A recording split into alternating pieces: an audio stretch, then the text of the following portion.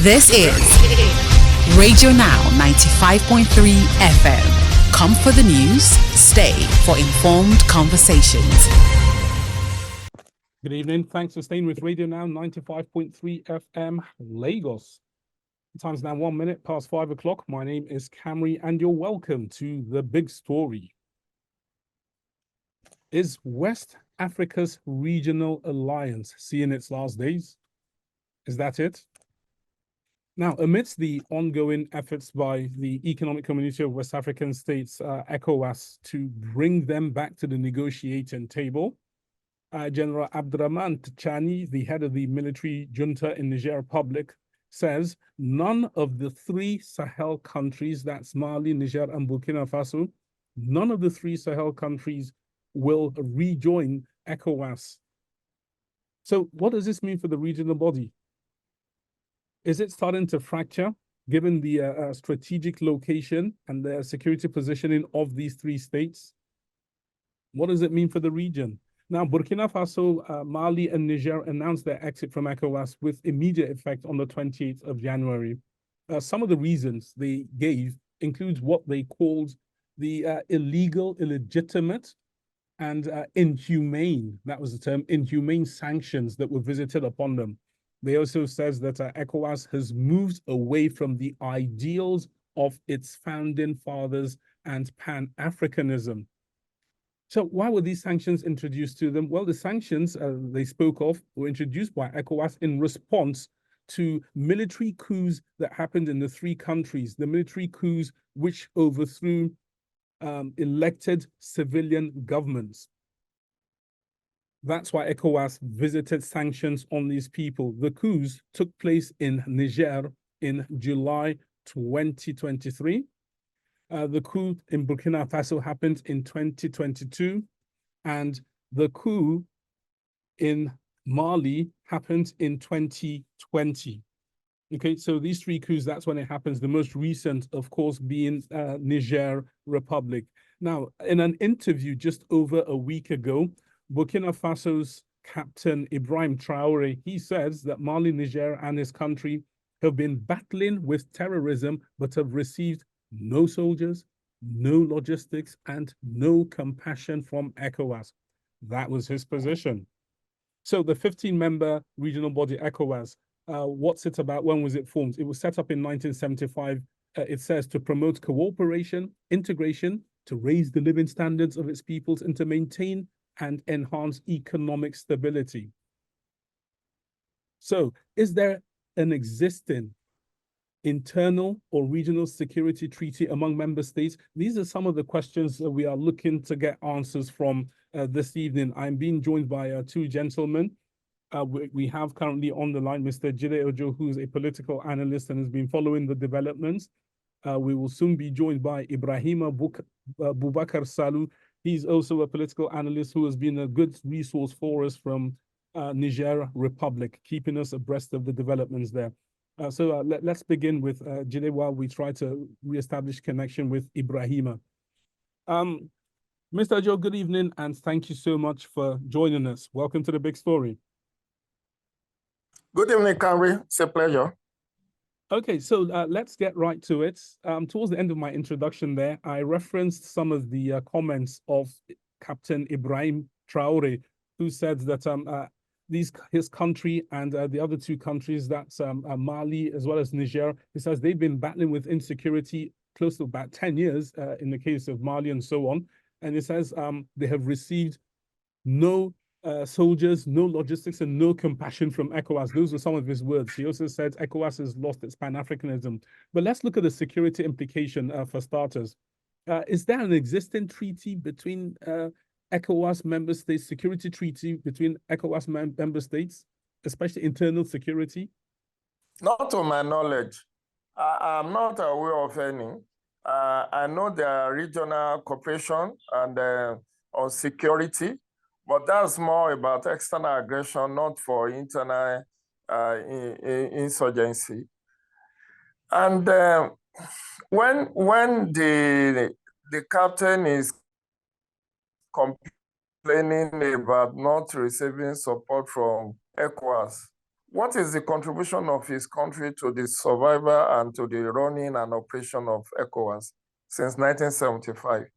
You will realize that Nigerians have been picking most of the bills of ECOWAS. The 14 other members have just been nominal and expecting Nigeria to continue to play the big brother role, just the same way it's been doing since 1975. Recall that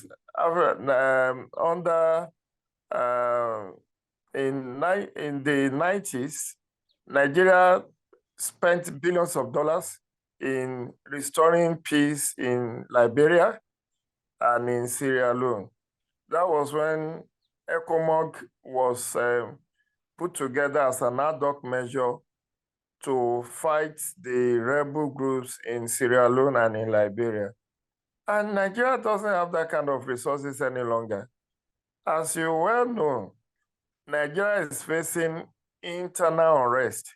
Yes. Just last week, in about 3 states, there were protests over high cost of living. So Nigeria cannot be playing the Father Christmas role. And when Niger is complaining, is not receiving support, military support, and all of that, how much has it offered Nigeria since we've been facing the insurgency in 2009? Nigeria has been picking its own bill, as well as giving support to these countries. I recall that in the conduct of elections of this country, Nigeria usually gives financial and technical support to them to organize elections. I'm also aware that Nigeria supplies them, through technical aid score. Nigeria supplies them manpower to bridge the gap. I don't know whether because they are francophone, whether we do have the kind of manpower that they may need. But the truth is that while we support them in terms of diplomacy, in terms of education, in terms of even logistics for their elections, it's very difficult for Nigeria to deploy military to support Niger. And if my memory even serves me right, Cambridge, there is what is called Multinational Joint Task Force that is based in Lake Chad. And I know that Nigeria has the highest number of personnel in that Multinational Joint Task Force. And Nigeria also picks the bill for the running of that. So within its own limits, Nigeria has been doing its level best. But you call a dog a bad name in order to hang it. The real problem that led to all of this suspension of Burkina Faso, Mali, and Niger is that they decided to undermine the democratic institutions in their country. And this captain is not talking about that. He sees nothing wrong in planning coup against civil authority. He sees nothing wrong. I mean, okay, if Mohamed Bazoum wasn't doing well in handling security issues, since July 26, 2023, how much success as a hunter in Niger, how much success have they recorded? Now that they have sent away French troops, sent away closed down French mission, and decided that they want to go it alone. Now they have exiled themselves from ECOWAS alongside with Burkina Faso and Mali. I wish them luck. I believe that Vladimir Putin is deceiving them with support from Russia.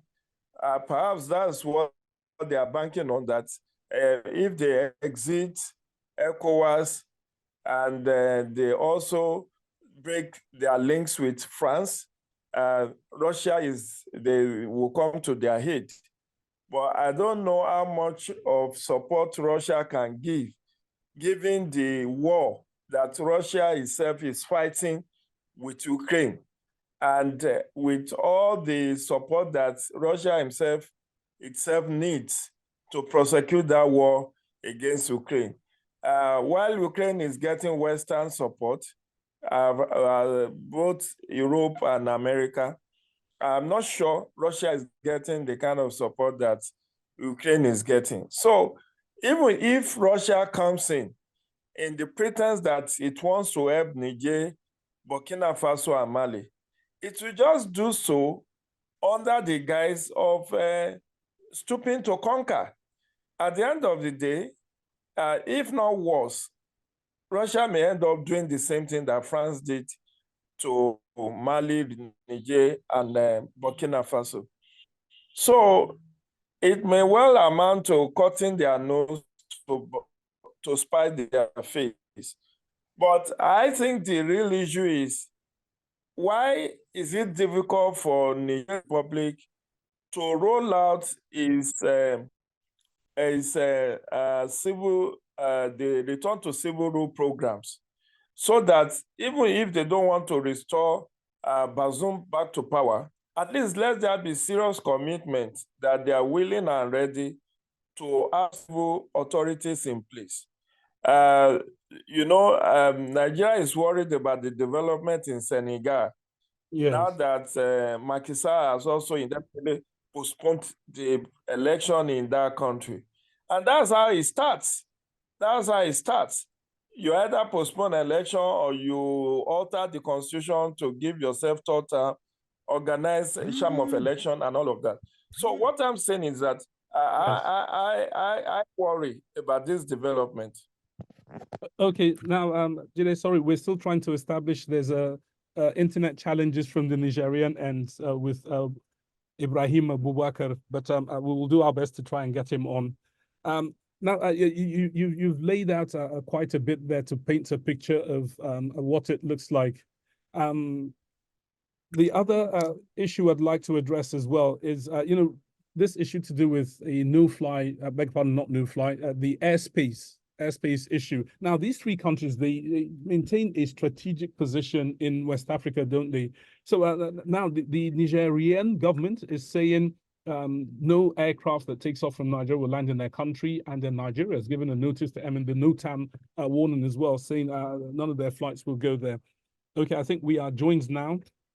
We're joined now by Ibrahima Salou. He's a political analyst from joins us from Niger. Ibrahima, good evening and welcome. Ibrahima, we're looking at the current situation now. Niger, Burkina Faso, and Mali are saying there's no going back to ECOWAS. That's it. With ECOWAS, they're citing a number of reasons, saying that your country, as well as the other two countries, are saying ECOWAS has lost its sense of Pan-Africanism, and also Captain Traoré, the leader of the military junta in Burkina Faso, he has also added to that by saying that your three countries have had insecurity challenges for a while and have received no support by way of soldiers and so on and so forth, no logistics, no soldiers from ECOWAS. So you've now formed an economic alliance. So the question we want to ask now is, what is the way forward for Niger? Because Niger is still involved with Nigeria to an economic extent. At least we have a power relationship. There's a power conversation going on there. There's also a regional power conversation, West Africa power, that is ongoing right now.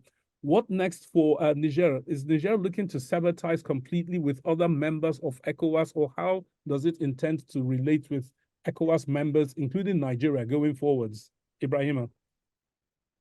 Thank you for this relevant question you are asking me, because since the three leaders' decision to leave ECOWAS, people start thinking and working about what will be the next situation. I think it's very important to remind the people what was going on and why Niger, Mali, and Burkina decided to leave ECOWAS. Because if you consider the only Niger situation, you will see that Niger has been sanctioned on different very important points. As the border have been closed on Niger, you have lights has been cut from Nigeria. For Nigerian, this was not part of the contract, the convention between Niger and Nigeria. So it was not understandable for Nigerians to understand why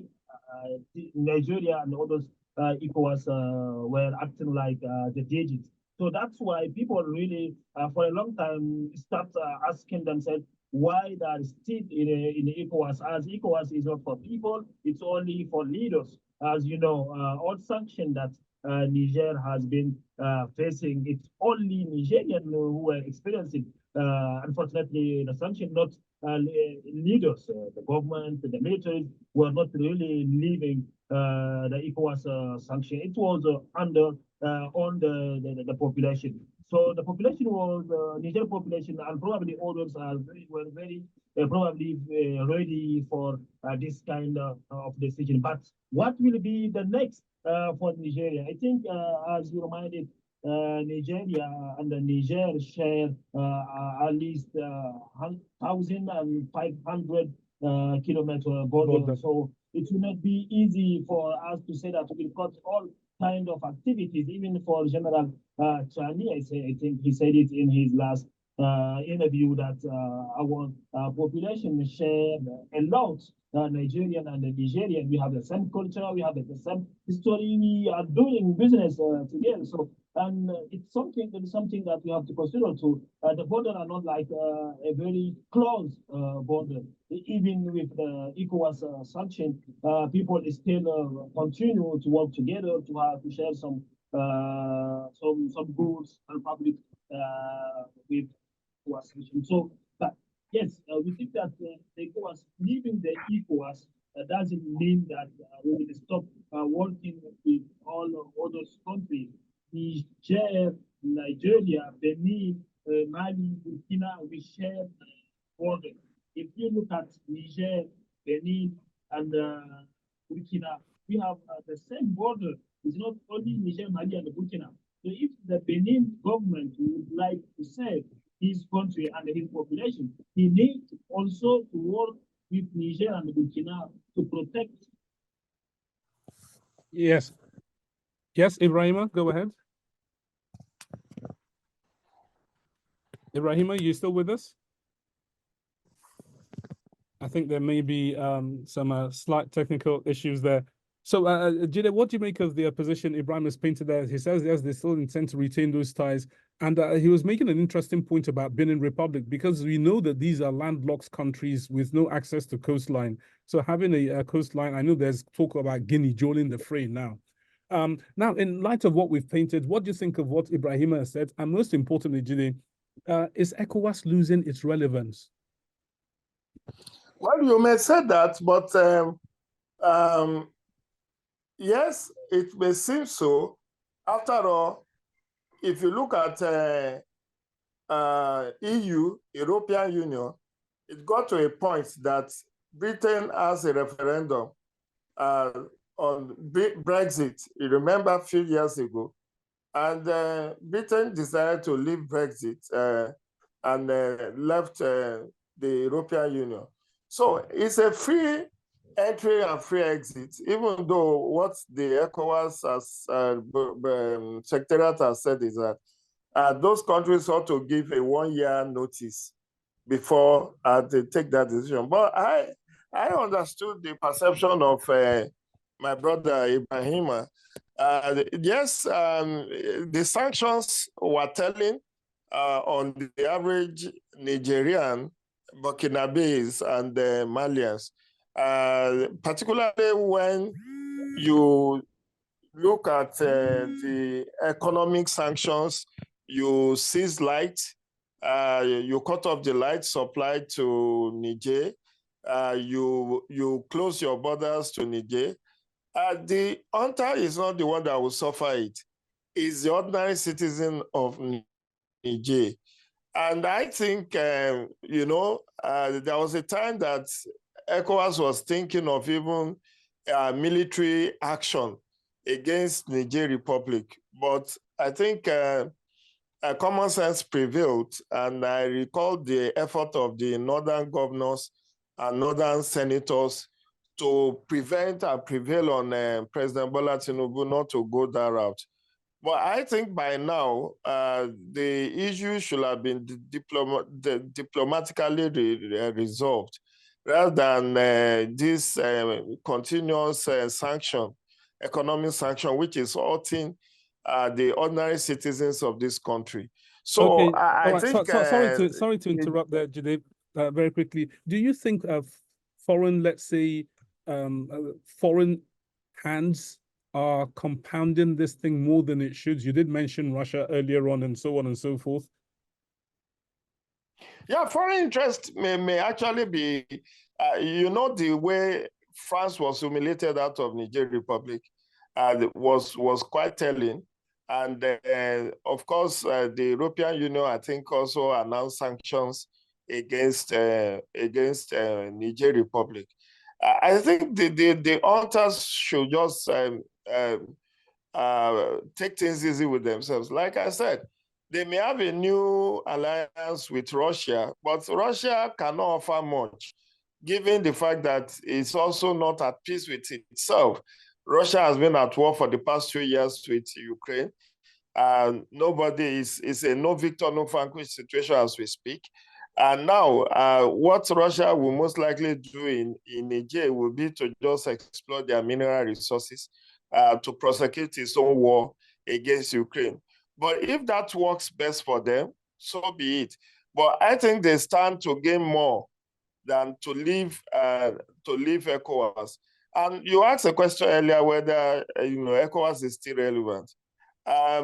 Yes, I would say it's still relevant, but quite unfortunately, the performance of ECOWAS since 1975 have been very suboptimal. Suboptimal in the sense that it has not really been able to have a military standby force, a standby military force. And of course, the issue of sovereignty of individual countries, you don't also want to go and attack and carry out military operations in member countries because they've decided to upturn a civilian government. All of these are also hampering the efficacy of ECOWAS. But it's a catch-22 situation that ECOWAS has found itself. Okay, we'll come back to, I think we have Ibrahima back on the line. Ibrahima, can you hear us? Okay, so my other analyst, my other resource on the program, Mr. Jide Ojo, he's a political analyst here in Nigeria. He's made a very good point regarding especially the sanctions, which he says, in the case of sanctions, the people suffer more. So what are Nigerians saying about these sanctions that the leaders of the alliance of the Sahel states are talking about? How are the people receiving the sanctions? Are they not, how are they receiving it, basically? So for the Nigerians, the sanctions put by ECOWAS were very, very, they were not really welcome. Because for Nigerian, it was like the ECOWAS committee say, it is the coup too many. This sanction was also something too many for Nigeria. The people were suffering. I want to remind you, to recall you something that you already know. For the one who did the coup is the General Sani, the one who was protecting the former government. For Nigeria, what pushed Nigerians to support a lot the authorities and militaries and the new government, it's principally the sanction that ECOWAS took because people were not able to understand the ECOWAS sanction. And secondly, it was the ECOWAS decision to attack Niger. This was a kind of attack to Niger's sovereignty, and all Nigerians were mobilized for Niger.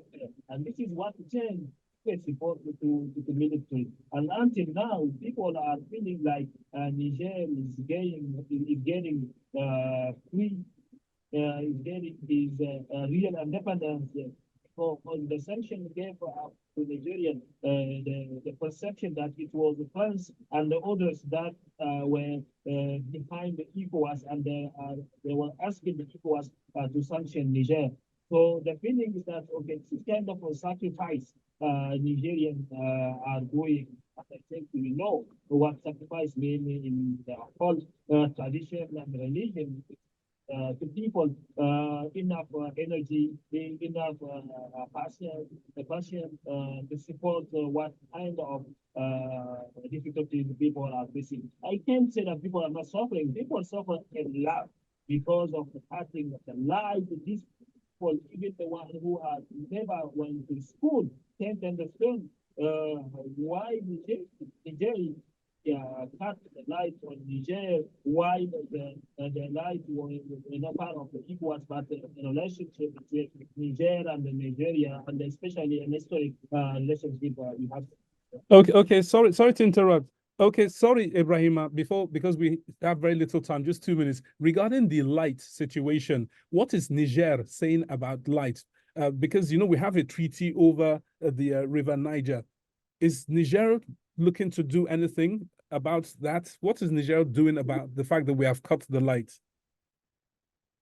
Time ago, Niger, even the general Nigeria were very happy that they were thinking that Nigeria, especially Excellency Tinubu, will be open to restart the light in Niger, because Niger no longer even attacked this decision of Nigeria to cut the light on at the coast. I think people were really expecting from Nigeria to reinstall the light. But unfortunately, as after 2 months, I think we start having a good way to have life. So people start thinking that, okay, now Niger is free from Nigeria about the life, and you know what freedom means, you know what independence means for people. So that's why people start really being happy and having the joy about that. But there is the reality, even the authority in charge of energy in Niger just said in a recent interview that Niger probably needs to work with Nigeria about life. Niger needs that Nigeria bring back the life to Niger. This is not the kind of favor Nigeria is doing to Niger, but in the convention, the contract that Niger has with Nigeria, people were expecting. This is also authority. They are expecting that Nigeria will give back to Niger the life. But for people, the population, I think people are not really expecting the life from Nigeria. For most of the people, Niger has worked on itself to have its own power. But the reality is that we probably need to work with others to get the energy. The Burkina Faso experience with Russia about nuclear energy is something that people start asking in Niger, as Niger has uranium. So people are asking to have Niger own nuclear, even small nuclear energy. Okay, we'll have to leave it there for now. Let me just give Mr. Jide Ojo 30 seconds to deliver his closing remarks, because we are out of time. Mr. Ojo, please go ahead. Thank you very much, Camry. All said and done, these all bilateral here services agreements that have been breached, the nota that Nigerian government first issued, that they are renewing the no-flight zone for flying over Niger and vice versa. I think it also hurts Nigerian people more because now they have to fly a detour. Imagine if you are going to Libya, you're going to Europe, and instead of you to fly through Niger, you now have to go through maybe Cote d'Ivoire, or you have to go through Chad, because you don't also want to have your commercial flights bombed or shot. I think this madness needs to just stop. President Tinubu should look for diplomatic solution as the chairman, mobilize the other members. It's better for us to have a united West Africa than to have a fractious West Africa. And this is where I will call on African Union to also try and send the mediation or emissary to kind of see how they can resolve this issue amicably. So we go back to our, because Nigeria, apart from this whole detour, even in terms of security, Niger Republic happens to be a buffer from the Sahel. And now that they have quit ECOWAS, we may be more vulnerable than we are in terms of insecurity. So diplomacy, constructive engagement is the way to go. All right, we'll have to leave it there for now. Thank you so much to my guests on the program. That's Mr. Jide Ojo, a political analyst, and Ibrahima Boubacar Salou, a political analyst from Niger. This is Radio Now 95.3 FM.